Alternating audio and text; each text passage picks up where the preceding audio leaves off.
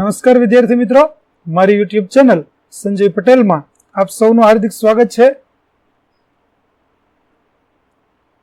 મિત્રો, આજના વિડીયોની અંદર આપણે ધોરણ 8 વિષય છે પ્રોજેક્ટ પ્રવૃત્તિ બુક, જેની પ્રોજેક્ટ પ્રવૃત્તિ નંબર 4 કે જેનું નામ છે મારી વાર્તા.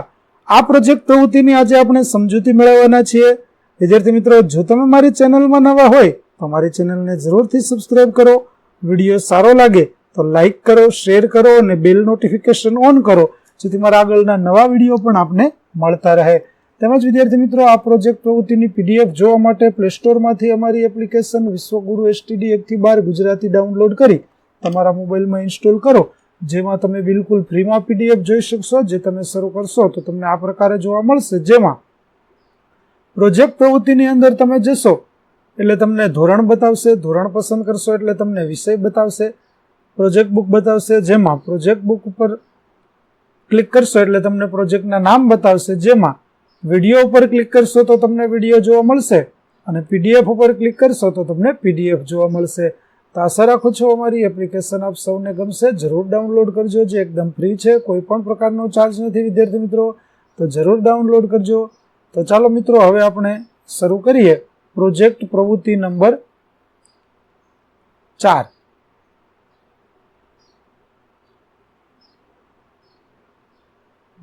પ્રવૃત્તિનું નામ છે મારી વાર્તા. આપના ગામમાં, ઘરમાં, આજુબાજુ પડોશમાં અને મિત્રો દ્વારા તમે બાળપણથી વાર્તા સાંભળી જ હશે. આ પ્રકારની વાર્તાઓ હજી પણ માતા પિતા, દાદા દાદીના મુખે કહેવાતી જ હશે. આવી સ્થાનિક વાર્તાઓ જે શાળાના પુસ્તકોમાં ન હોય અને સ્થાનિક બોલીમાં જે રીતે સાંભળી હોય તે આપને યાદ જ હશે. આવી તમે તમારા ઘરમાં કે ગામમાં સાંભળેલી વાર્તા નીચેના ભાગમાં લખો. તો વિદ્યાર્થી મિત્રો, અહીં આપણે સાંભળેલી હોય તેવી વાર્તા આપણે લખવાની છે. મનપસંદ વાર્તા તમે લખી શકો. તો અહીં હું નમૂના રૂપે એક વાર્તા લખું છું, જે આપને પસંદ આવે તો આપણે વાર્તા લખી શકીએ. તો ચાલો જોઈએ કઈ વાર્તા છે. વાર્તાનું નામ છે નસીબવંતા ટીડા જોશી. અને તમે કોની પાસેથી સાંભળી? તો મેં તો મારા દાદી પાસેથી સાંભળી હતી. તો એક રાજ્યમાં ટીડા જોશી નામના જ્યોતિષ રહેતા હતા. તે લોકોને કહેતા કે તે બધું જ જાણે છે, તે બધાનું ભવિષ્ય કહી શકે છે. તે ઘણા જ નસીબદાર હતા. આથી જ્યારે પણ તે ભવિષ્ય કહેતા ત્યારે એ પ્રમાણે જ બનતું.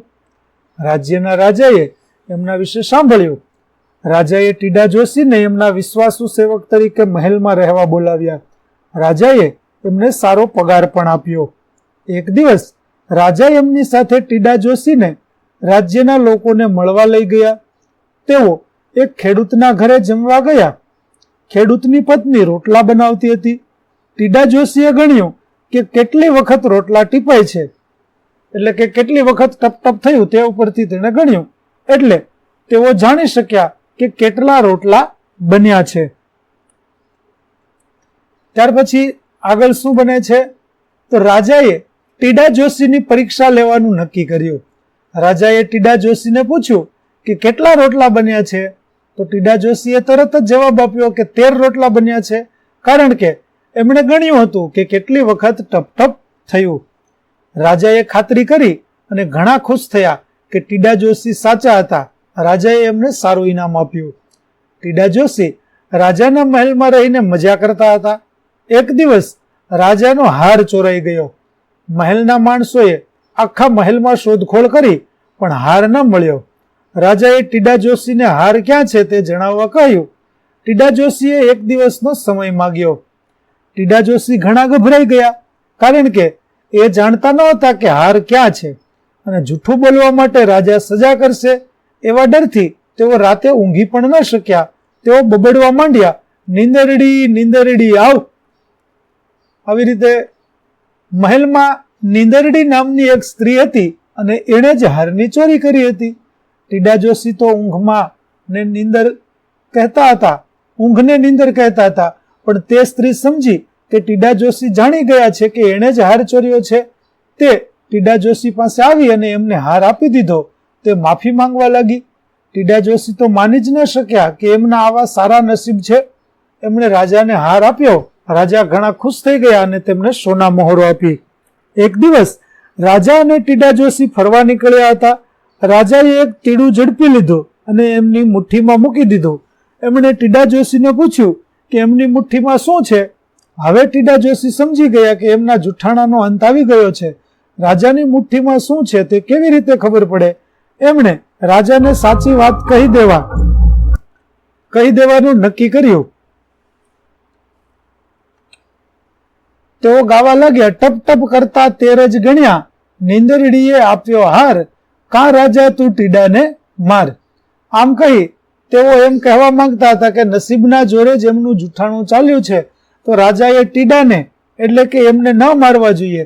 રાજાએ મુઠ્ઠી ખોલી તો એમાંથી તીડું નીકળ્યું. રાજા સમજ્યા કે જોશીએ તીડા જ કહ્યું છે. રાજાને લાગ્યું કે ટીડા જોશી બધું જ જાણી શકવાની શક્તિ ધરાવે છે. ટીડા જોશી આટલા બધા સારા નસીબવાળા હતા. આ વાર્તામાંથી આપણને શું શીખવા મળે છે વિદ્યાર્થી મિત્રો?